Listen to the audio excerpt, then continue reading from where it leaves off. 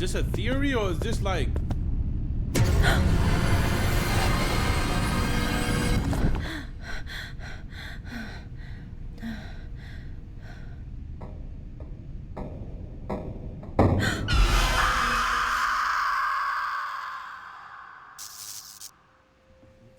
Hello, Internet. Welcome to Game Theory, the show that is definitely the real deal and not a sentient robot designed to copy my voice. Today we begin our journey to solve the most anticipated DLC of the year, Security Breach Ruin. Gotta admit, this DLC has been fantastic. Playing it, it really felt like Steel Wool learned from their mistakes. Gone is the open world that was big but empty. Gone is the brightly lit neon environments that stopped being scary. And gone are the insane glitches that made the game impossible to fully complete. Ooh, hey. Whoa! We are not where we were. This definitely feels like we've skipped something. I think we broke the I game. think I broke the game for like the third time. Okay, maybe not all the glitches are gone, and just so happened to be on my first playthrough, I managed to skip an entire chapter that was filled with the most lore, but hey, consider that my contribution to the speedrunning community. You can call that one the failed lore hunter skip in my honor. It'll be my crowning achievement in the world of gaming. Just to make sure that we're all starting on the same page, in the game, we play as a new character named Cassie, a young girl that's been called to the Pizzaplex by her friend and my personal favorite, maybe definitely robot kid, Gregory. Gregory tells us through a Roxy talkie. Gregory? Is Gregory really a robot? Because I remember in the other video they was talking about the mom, William after wife made robot kids, and Gregory was always inside Freddy when Freddy was inside the charger station.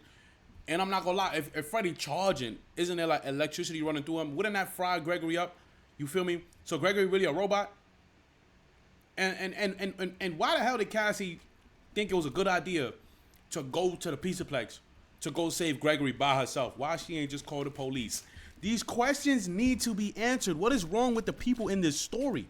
That he's trapped under the sinkhole in Roxy Raceway. One staff bot jump scare later and we're handed a quote-unquote security mask, one that's meant to help us bypass certain puzzles while shutting down all the security nodes that are keeping Gregory locked down in the basement. But this, my friends, is not— Oh my god, we spent the whole game freeing the mimic? Is that what we just did? We spent the whole game freeing the bad guy for the next game. Just any mask. This is Vanny's mask, the one that Vanessa wore throughout the entirety of Security Breach, making it pretty darn suspicious. Oh my God. Using this mask allows us to look into an augmented reality system, seeing things that we couldn't see before, making us invisible to certain enemies. We can suddenly walk through walls, deactivate security nodes, intentionally teleport, and as I demonstrated earlier, also accidentally teleport sometimes. Mask in hand, we make our way through the Pizzaplex, shutting down the security and encountering the various glam rock animatronics from the original game, including the bestest boy Glamrock Freddy, though something's a little different about him this time. I can't quite put my finger Oh my god, he was a prototype. That wasn't the real Freddy. on it. It's probably the fact that he's missing his head. All of this while running from a glitching bunny entity that'll summon animatronics to our location if we wear the Vanny Mask for too long. Eventually, we deactivate all the security nodes, including Cassie's favorite Glamrock, Roxy. Cassie, what are you doing? So sorry. This allows us to head on down to the base, including if we wear the Vanny Mask for too long. Eventually, we deactivate all the security nodes, including Cassie's favorite Glamrock, Roxy. Rip Roxy in the what trap, are you bro. doing? Rip Roxy in the trap, bro. So sorry. This allows us to head on Roxy, down I'm to the so basement sorry. where, surprise, surprise, Roxy, I'm so sorry we did that to you, bro. Oh my god, you was a real nigga, Roxy. I love you, Roxy.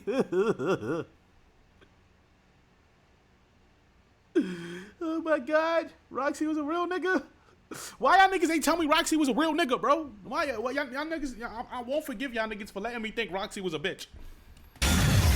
So sorry. This allows us to head on down to the basement where, surprise, surprise, it wasn't Gregory at all. Back door. Instead, it was an animatronic. See, told you guys Gregory was a robot this entire time. Back This door. thing right here is the Mimic, a bot designed to learn from and copy other people and robots. Okay. And whoopsie poopsie, we've just released it from its concrete prison. That's we what we run to the did. elevator to try to escape, only We for the just real saved Gregory the to nigga, finally bro. contact us and lead us to safety. The elevator is ultimately sabotaged by either Gregory or the Mimic, unclear who exactly. That's a theory that we're going to talk about later, and we fall into the game's ending with Cassie's fate being questionable at best. Okay, So the second back door, it could be the mimic again. It probably wasn't Gregory, but it could still be Greg, bro. I'm kind of fishy on Greg now, bro.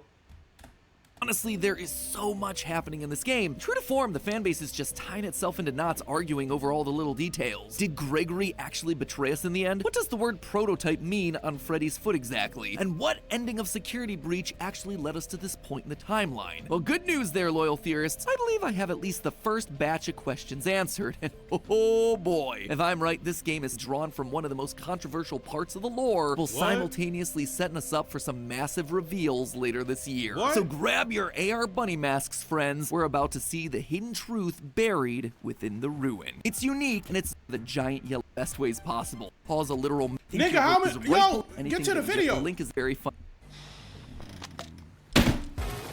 So this nigga puts an ad in his video, The everyday with Mentos gum. and then places an ad right after the ad. Okay. Double ad. Okay. Archived walls of the ruin. Let's start with something simple, something that really sets the foundation for the rest of Ruin. Which of the Security Breach endings is canon? Security Breach has had a weird relationship with its endings. Sure, some previous FNAF games have had multiple endings, some have even had upwards of 7, but none has ever been so vague about what the intended ending was. Of Security Breach's 6 potential endings, there were 2 that felt like real contenders for being a 6? canon choice. The so-called true ending, 2-star ending where Gregory goes into the Pizzaplex's basement to fight Burn Trap, ending in That's a what I collapse did. of the entire building, and the That's Princess what I did. Quest ending. The only 3-star ending of the game where Freddy's dismantled by staff bots and Gregory defeats the glitch trap virus controlling That's what I Vanessa. did too. So now that Ruin's out, which did both of them. actually happened? Well, we could say with near 100% certainty that it was Princess Quest. You see, Steel Wool did something that I would have never expected. They made the comic book style drawings of all the Security Breach endings into the linchpin of the whole debate. Are we collecting the endings from Security Breach as comics? Yep, throughout Ruin, one of our main collectibles are comic strips. Comic strips depicting images from the base game's various endings. Comics that were created by none other than... It's one of Gregory's comics. Each comic comes with a little descriptor like that. These look like Gregory drew them. Gregory should be an artist when he grows up. Gregory was always so creative. That last line about Gregory being creative, that tells me that these endings are all made up. They're just stories that Gregory imagined for his own little comic series, inspired by the scary true-to-life events of the franchise. But if they're made up, then how do we know that the Princess Quest ending is real? Well, once you collect all of Gregory's comics, the answer is pretty obvious. Take a look at this. These 2 are from the Gregory Escapes ending. These 2 are from the VIP ending. These are from the Loading Dock ending. This one is from the Disassemble Vanny ending. And then, last but not least, is the Burn Trap. Time out, chap. How many endings did we do? I think we did like 3 endings, right? It's 6 of these bitches? Alright, later we gonna watch all the other endings. Ending panel. Seems like a pretty extensive list, right? Except there's one ending that's noticeably absent here. Princess Quest. There isn't a single comic strip in all of Ruin depicting that ending, implying that that one, unlike all the others, was real. And if you look around at the rest of Ruin with this in mind, you start to realize why. In the Princess Quest ending, you have to beat the Princess Quest 3 arcade machine that's in Vanny's hideout. But when you visit that same hideout in Ruin, you find the machine on its side, with the princess's lantern sitting on top of it. She has That shit turns conquered into the a sword. virus, lighting the way to freedom. And if the lantern wasn't obvious enough symbolism for you, when you turns put into a on the sword. Vanny Mask and enter the AR Oh my god. I didn't even clock that shit. And then look, you see that's the nigga from the nigga on the wall. world, you'll see the sword from Princess Quest 2 and 3 plunged into the machine. The beast has been slain. Actually, the fact that Cassie's given the Vanny Mask in the first place also lines up with this ending, because it's the only ending where we actively see the mask getting left behind. It's actually a big focus of this panel right here, showing us that the mask being left behind is significant. It's still waiting around for someone, in this case Cassie, to find it and my become the God. new Vanny. And then, last but not least, there's the fact that in Ruin we come across Freddy, sitting in a pile of rubble, missing his head. Something that, again, only happens in the Princess Quest ending. So, Oh shit. I forgot he took Freddy's head with him. So basically Freddy and Greg, they escaped the Pizzaplex. And now Greg is somewhere. That's why Greg told Cassie she was never supposed to go back to the Pizzaplex. Holy shit. Now this is gas. I'm not gonna lie, this is gas.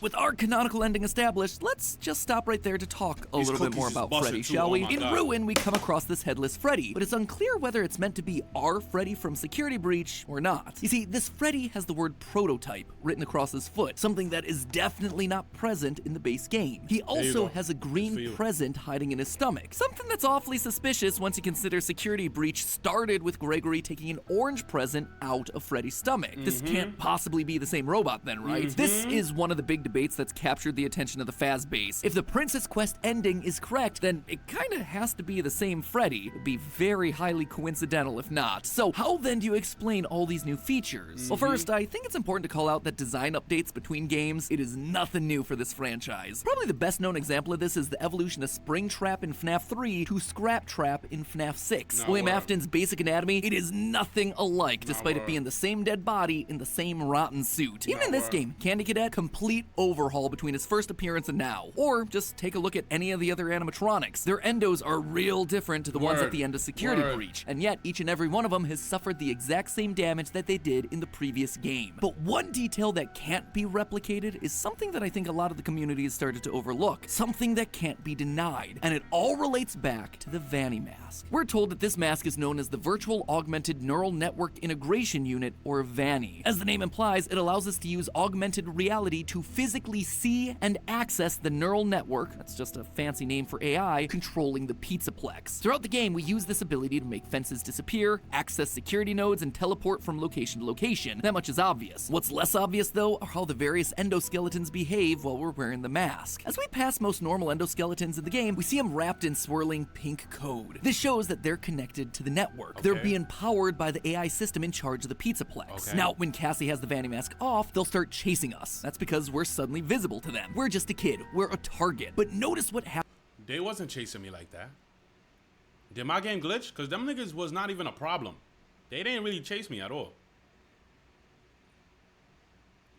Happens as soon as we put the mask on. They stop chasing us. Instead, they go back to what they were doing before. We've disappeared from them because we're integrated into the AI system. We're no longer a kid. We've become one with the code. It's actually pretty brilliant, subtle storytelling. They did but now chase let's me? get back to the topic at hand, our I'm headless wildin'? Freddy in Ruin. Unlike every other animatronic, when we put on the mask around Freddy, not only does he stop chasing us, he outright disappears. We can't see him anymore. And likewise, he can no longer see us. Why? What makes him so different? What is this trying to tell us? Well, if the Vanny Mask jacks us into the Pizzaplex's AI system, his disappearance tells us that he's not a part of that system. He is not swirling in pink code because he's removed from the Pizzaplex's network. How'd that happen? Well, we saw it at the top of Security Breach. Freddy glitches out and has to be rebooted in safe mode. That's why he's What? friendly to Gregory in a way that none of the other animatronics are. He's What? no longer under the control of the AI network controlling the Pizzaplex. In a What? sense, you could say he's thinking for himself. And we see this continue throughout the entirety of Security Breach. Whenever Gregory sees Vanny running around, Freddy states that he didn't see anything. You didn't see the dancing rabbit lady right in front of us? Oh my God. I did not. There is no rabbit. at the Gangsta, he was saying that. Not anymore. Vanny is very clearly real, but she's wearing her mask, thereby making her invisible to the one robot that isn't a part of the wider AI system. That only changes when Freddy is equipped with Roxy's eyes. Roxy's eyes in that game were a part of the AI system, which is why that upgrade suddenly allows Freddy to see things that were formerly invisible to him. Okay. He's seeing everything that's a part of the AI network, and that includes Vanny. Vanny, I can see you now. What the fuck? I have new eyes. What the hell? This one detail is why I feel that Ruined Freddy here has to be the same as our best boy from Security Breach. This is a Freddy that has been removed from the system. One that was rebooted in safe mode, taking him offline. Something that almost guarantees that he has to be connected to the Freddy from the original game. What he Weird mean? Freddy curveballs aside though, this game makes it abundantly clear that I was right on the money with my last few theories about how AI is now the major focus of the series. And specifically AI programs that have been corrupted by Glitch Trap, Afton's old evil data. Hence why everything is wrapped in this purple or Wait, what the fuck? Glitch Trap is not Afton? It's just all of Afton's data manifested? Nah, what the fuck is going on? What is this, bro? What is this, bro? pink code. Well, everything except for Roxy. Instead of being made out of purple code like the rest of the animatronics, she instead has sections of her body made up of green code, specifically around her face, her arm, and her foot. What that making her mean? look a lot like she did at the beginning of Security Breach. It's strange. Roxy, I'm so sorry. I'm so sorry, Roxy. I'm so sorry. Right? But it actually ties into our previous theories. This neural network controlling the Pizzaplex isn't just influenced by Afton. According to the books, the AI program was originally built to play with Charlie, a girl that wore a green wristband in order for the security puppet to protect her. That's why we see Tiger Rock, the book's manifestation of this same AI, with two colored eyes. It has evil and good data inside of it, and different animatronics are tapped into different amounts of that same code. That's why Roxy is surrounded by green code that makes her look like she was originally supposed to. Green is the color of protection, of safety. Her influence is now putting green markers over the parts of the system that are good. This duality is actually best exemplified by, believe it or not, the Daycare attendant, Sun and Moon, or Eclipse, as they're known when fused together. Since the beginning of Security Breach, this thing's presence in the game has always felt very random. Why is he here? Just to be another scary thing to chase us around? Maybe, but that doesn't tend to be how these games work. And why would they choose such a random design of being both light and darkness, Sun and Moon? Well, now we know. In one of Ruin's many lore-heavy Easter eggs, if you go up to him with the mask on while there's only one generator left to activate, you'll hear a new line that states, "No, it's not safe yet! Turn on the other generator!" Clearly, Eclipse is conflicted. One half wants to protect you, but it's getting shut away by the darker, more sinister half. He is good and evil He's a combined. complex He character. represents both codes competing within the same body. Other animatronics are more of a sliding spectrum. Some are more corrupt than others, but this right here is the list right here. This is exactly what was going on. This is exactly what was happening. Chica was always a op. I don't even know why Chica was a op. We made you a pizza. I don't know why she was always a op. Word on the street is Monty's a crazy op. He's mad aggressive. Okay, cool, but word on the street is he killed Bonnie. And y'all know how I feel about Bonnie. So anybody that killed Bonnie, cool with me. Okay? Okay? But Roxy, we love you, Roxy. Eclipse represents the balance that naturally exists within this neural network system, which leads us then to the ending of the game. Whether Gregory is actually the one trying to kill Cassie in the final moments is a theory for another day. Instead, I'd rather focus on this, the Mimic Tunnels. At the end of the game, we're chased by an endoskeleton known as the Mimic, a robot that's able to learn from and copy other creatures. But even before we get to the elevator, Gregory tells us his friend, presumably Vanessa, has these plans for the underground tunnels. My friend has exit to the building map. Just follow the instructions. But what are the tunnels? Why are they here? Who put them here? These tunnels aren't just random. Someone has been down here before. They've installed lighting and an elevator and everything. We also know it wasn't Gregory and Vanessa because they're on the opposite side of the room that the Mimic was locked in, the Pizzaplex side, complete with the mixes system. We also know that these tunnels weren't just part of the Fnaf 6 location because the game makes it a point to show that we're a number of floors far below that building. It tells us that this location has to be older than the Fnaf 6 pizzeria. So again, I ask, what are these tunnels for and why are they here? Well, the clues to finding that answer are hidden in the Mimic's room. Normally, you wouldn't be able to see any of this stuff. You break down the wall, you enter a cutscene, and the Mimic starts to chase you. However, at this point, Steel Wool understands that the internet gonna do what the internet gonna do. We're gonna rip into the files, we're gonna free cam our way all across these maps, and we're gonna crank up the brightness hunting for clues. And sure enough, there is a lot that's hidden just out of sight. Inside the Mimic's room are two costumes, a grandma bird and an elephant clown. There also seems like there's supposed to be a third costume, a lion wearing a varsity jacket, but that one I was only able to find in the game files. That said, in one of the game's secret endings, the Mimic wears a costume that's kind of a mix of all three of these things, so that's the evidence that we need there. And overall, it's a pretty interesting find. We know from the books that the Mimic is a fan of wearing costumes. In the Mimic story, as well as the Pizzaplex epilogues, we know that the Mimic mainly cycles between two costumes, a mushroom and a jester. In the Oh my god, you ads. In the story, Edwin, our parallel for the game's Henry, was responsible for turning those costumes into animatronics for Fazbear. And that right there, that's an important detail. You see, the books make it clear that those costumes came from a time before Edwin made Chica into the first animatronic. In other words, I don't know. I feel like even about $1 million, I probably would never pay for YouTube Premium. I'm gonna keep it a bean. I feel like that's just something I refuse. That's like telling me to pay for a Metro card. Like I could do it, but I'm not on YouTube enough to need premium. Come on.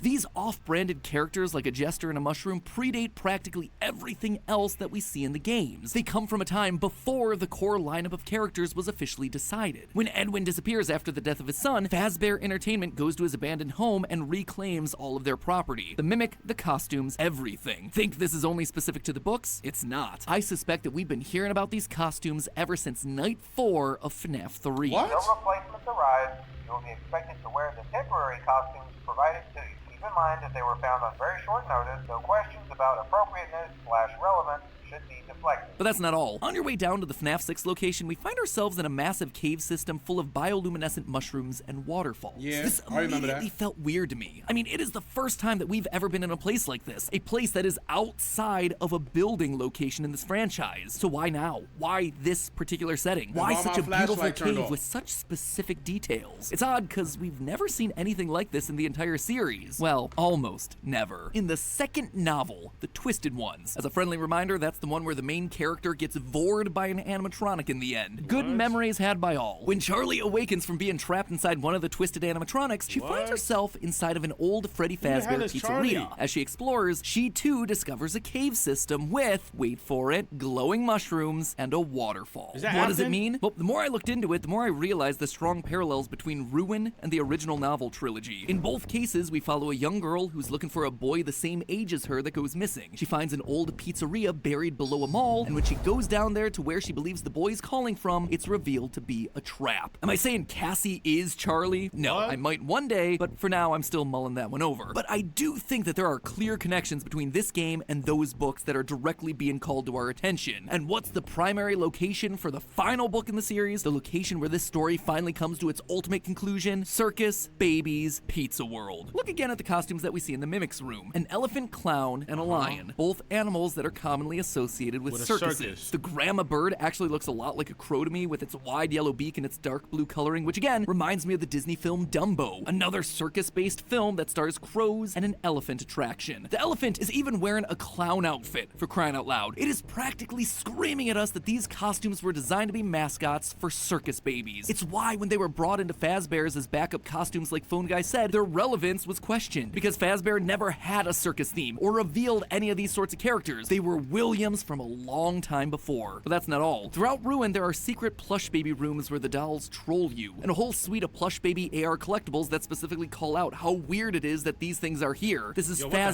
Fazbear, not circus babies. There is no reason to call out all of these parallels unless it is Why specifically them to sisters call our disappearing? attention to Circus Baby. These locations are connected somehow. But the final nail in the coffin for me comes thanks to one of the secret endings in the game. After the Mimic chases you in costume, you end up in a locked room where you hit a big ol' red button and a claw-like machine comes down from the ceiling, grabs the Mimic, and defeats it, at least for now. And what's that ending called in the game files? The scooper ending. This hell thing no. right here, it is a scoop. So And what ending where's did the I get? only other place that we've ever seen a scoop used? Circus Babies, an underground bunker that you can only access via an elevator. Oh wait, that describes exactly where we are. Now, remind me again what game is coming out later this year? One that has a trailer starting in the sister location elevator? One where we see a very familiar security panel from Ruin down in the bottom right corner. Oh my Help God. Wanted 2, the second VR game. The Mimic has been around much, much longer than any of us suspected, and we're gonna find out more about him in the next VR installment coming this winter. This has all sorts of implications. For one, the parallels between the Mimic Damn, and so I gotta Ennard play Help are Wanted 2? undeniable. An animatronic that's an amalgamation of a bunch of other animatronics. What makes this one even more interesting is that the books just confirmed all games up through FNAF 6 as being games in universe of the Pizzaplex. So was Ennard just a fictional version of the Mimic the whole time? Again, that's a theory for another day. But more importantly, this actually has some massive timeline implications as well. Part of the reason it always felt tough for me to place Circus Babies into a timeline is because it closes after the death of Elizabeth. That always felt like a good starting point for Afton to then begin seeking eternal life and to put people back together. But what didn't make sense is why Baby would have a claw mechanism in her chest to capture kids. Afton wouldn't need to capture kids until after he had lost his child. But if Circus Babies was actually much earlier in the timeline, like these old costumes seem to suggest, things start to fall into place. Henry was the initial robotics genius. Afton just had the ideas and then gave them to Henry to turn into animatronics, like what we see with Edwin in the Mimic stories. I always brushed this little detail off as confusing, but before the release of Sister Location, we got this ending from FNAF World, where Henry sits at a desk talking about the evil that he created before he unalives himself, just like what we see him do in the novel trilogy. At that point, we see a pair of glowing eyes and Baby's voice calls out, "Everyone, please stay in your seats." This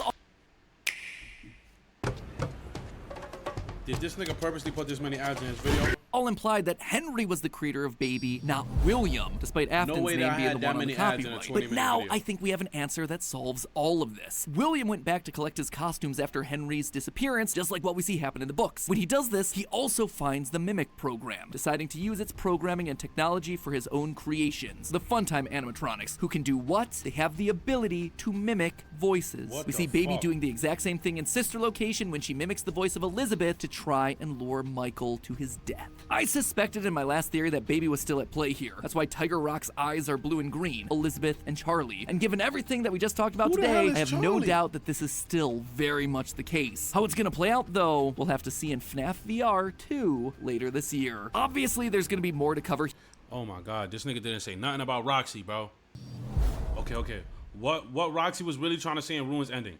We all know what happens at the end of Ruin. Our beloved Roxy turns up to our rescue to save us from the evil Mimic. And as we make our escape, we leave Roxy to fight the Mimic. Now, because we literally leave Roxy, there is unknown what actually happens to her. But that is where you're wrong, because I've isolated the sounds during our escape, and we can actually hear Roxy and the Mimic talking. And believe you me, What you some of the voice mean? lines blew my mind, because it completely changes the ending and what we thought we knew about Ruin. And What are before you Roxy talking even about? comes to our rescue, Look at Roxy, man. So inspirational, man. The way she just leans on that wall is so tough.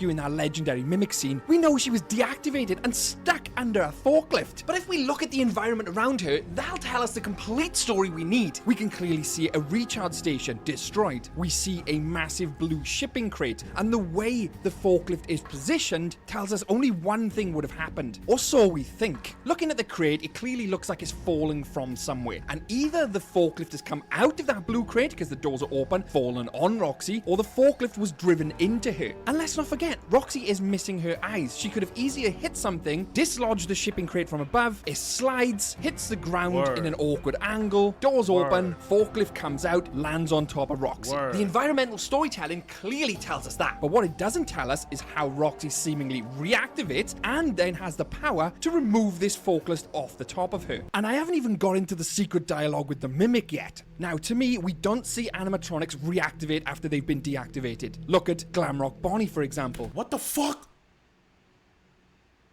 There was a Bonnie the whole time? There was a Bonnie the whole time? Where the fuck was Bonnie?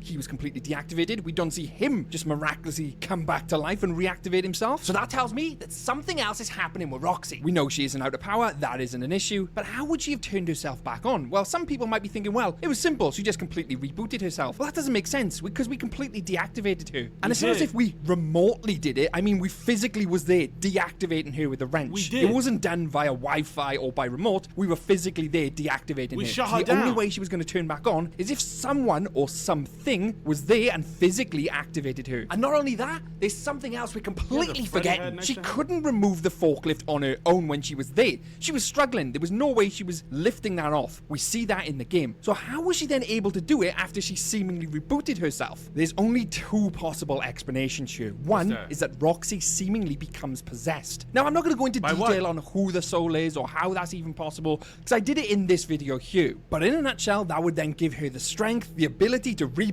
and the ability to potentially remove that forklift. And not to mention then go on and do battle with a Mimic. And I know, you might be thinking, well, whose soul's inside of it? Well, I don't want to spoil that. I would recommend checking out my other video after this. What It the has to be the soul to reboot her and then give her the strength to remove the forklift. Or there is another option. She had help. If a soul was inside of her, it would definitely be able to reboot her, no problem, because it's there physically in a sense. But if another person or another entity or animatronic was also there, they could also reboot her and help remove the forklift. So who do we know that would be in the Pizzaplex and be able to help Roxy, or even want to help Roxy? It also ties into another theory I have, such as who is Gregory's friend in I gotta Ruin? remember Because this if you is just a remember, at theory. the end of Ruin, Gregory actually says, I be taking these niggas' word as law. I be and then wildin'. literally says, just I follow gotta remember this is just a static theory. direction or instruction. Just follow instructions.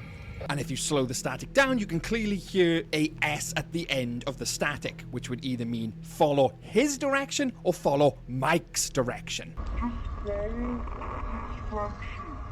Now, I know. I just said Mike, and I did a huge theory on that last week, so Mike could still be in the Pizzaplex, and it could still be Freddy. So they would potentially be one of the options in helping remove the forklift off of Roxy. Either that or the spirit. And here's the really interesting bit, because obviously after she would have been rebooted, forklift removed, she seemingly then follows Cassie and rescues her. Why would she be doing that? What's her goal? Unless she was driven by either A, the spirit, or told by Gregory's friend to go and help her. Either way, this is the part where things start to get extremely interesting, because we have, obviously, Roxy confront the Mimic and save Cassie. As Roxy fights the Mimic, we make our escape, where Gregory starts talking to us, we start talking to Gregory, so it's extremely difficult to actually hear what's going on. But believe it or not, there is actually dialogue between Roxy and the Mimic. What? And this blew my mind. Now, the process of isolating voice alone is extremely hard, so a massive thanks to TN Was on Twitter for this.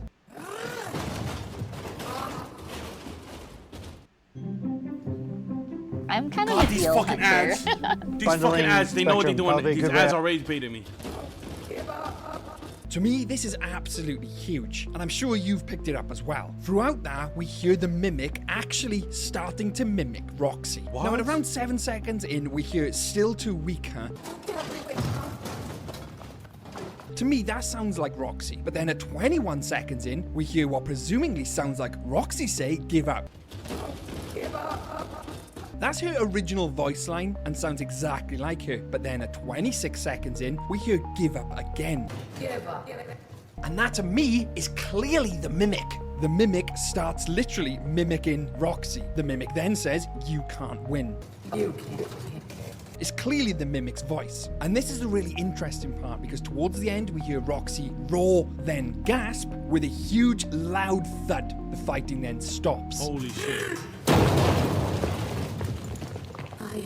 We then hear Roxy for the last time say "I" in a really laboured voice, and then, believe it or not, actually say Cassie. Now, Wait. So that last Cassie wasn't Roxy?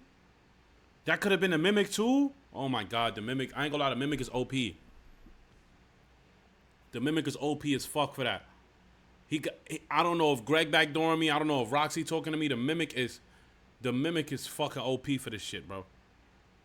First hearing this, I immediately thought she said "I lost." But playing it back with my headphones on and listening carefully, she actually says "I," then Cassie. But it isn't Roxy who's saying Cassie. Back up, brother. It's the Mimic. He's mimicking her voice again. If you listen carefully, you can hear it. And further to this, just after we hear her gasp, we hear the sound of like rubble falling and all small rock bounces. To me, Nah, this shit tweaky, bro. I'm not gonna lie, bro. This shit tweaking me out. What the fuck? What the fuck, bro? This whole shit, I ain't gonna lie.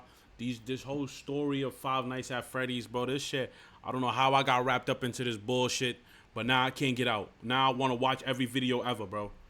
I'm not gonna lie. Now I want to know the whole lore. I want to know the whole fucking story now, bro. These niggas got me hooked on this shit, man. This some bullshit right here, man. Niggas ain't telling me. I'm thinking I'm just about to play a scary game. I ain't expect to be drawn into the whole story like this, bro. I wasn't even this interested in Poppy Playtime story.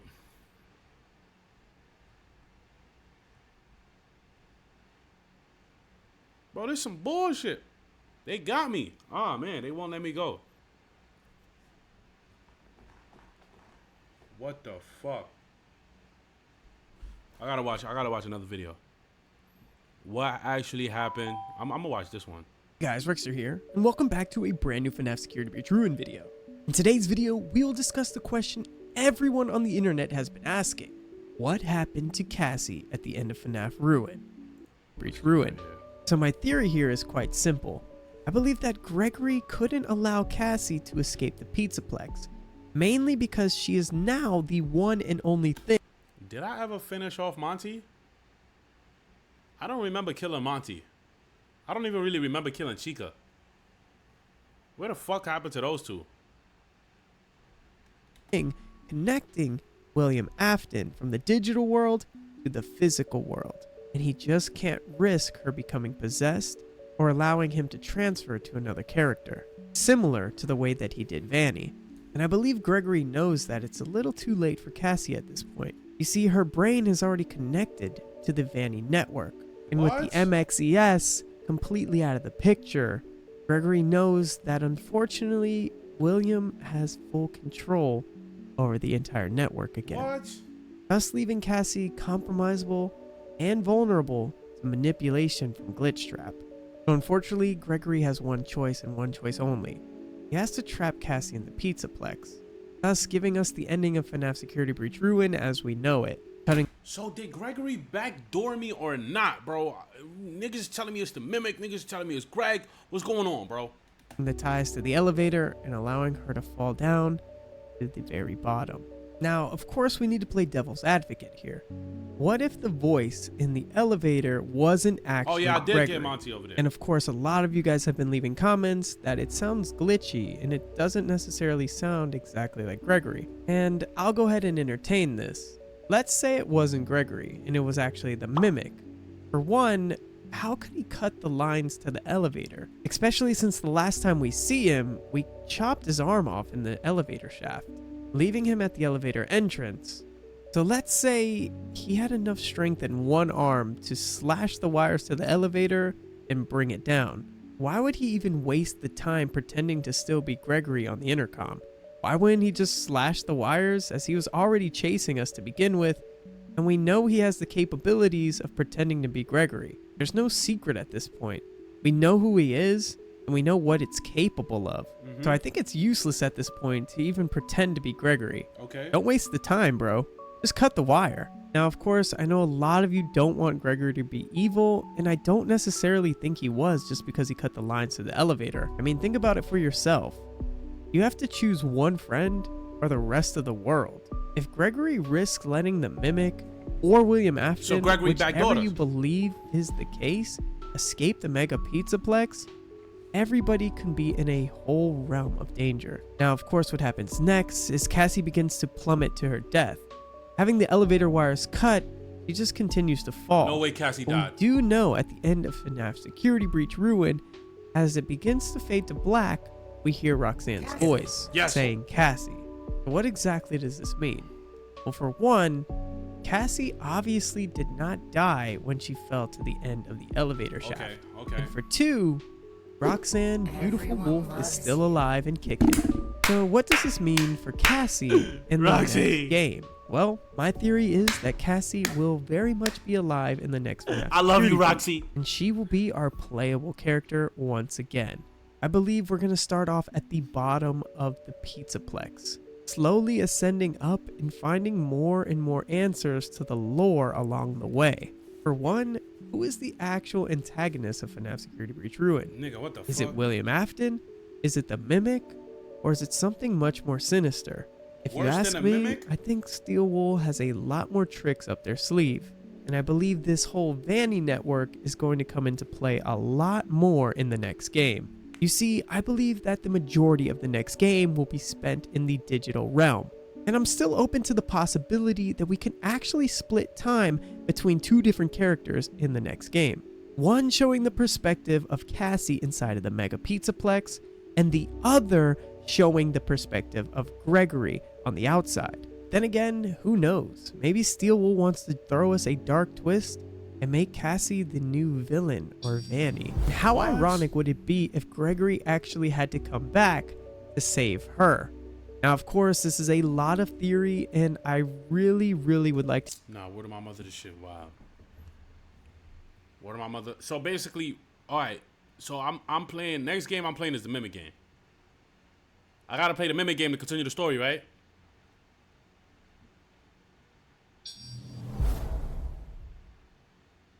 Alright, we playing the Mimic next. We playing the Mimics. We playing the Mimic. Next game we playing is the Mimic. Oh my god. Mimic game is about to go crazy. If the story continues from what just happened to us at the end of Ruin, word of my mother, Mimic about to go dumb. Mimic is about to go stupid. Gangsta.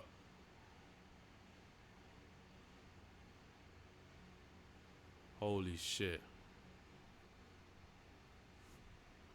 Technically, it's the first in the timeline. What's the first in the timeline? Mimic?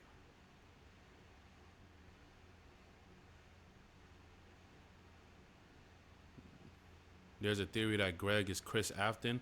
Who the fuck is Chris Afton? The Mimic is the first game in the timeline, and they gave that shit the best graphics. How is the Mimic the first game in the timeline when it's about AI? How? These niggas is in a super mall with an AI mask. These niggas is in the future. You telling me the Mimic is before FNAF 1 where you sitting in an office with robots?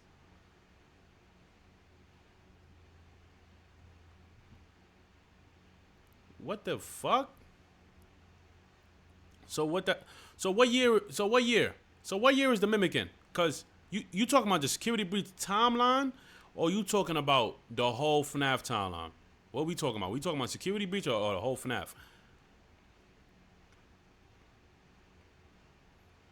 No way the Mimic is in the... So the Mimic takes me back in time. The Mimic is not a continuation of this. It just takes me all the way back in time. It's a whole different... Okay, that's where the confusion was. I'm thinking the Mimic is just a continuation. So that shit not... All right, bet. Fuck it, though. Fuck it. It is what it is. It is what it is. We gonna play that game.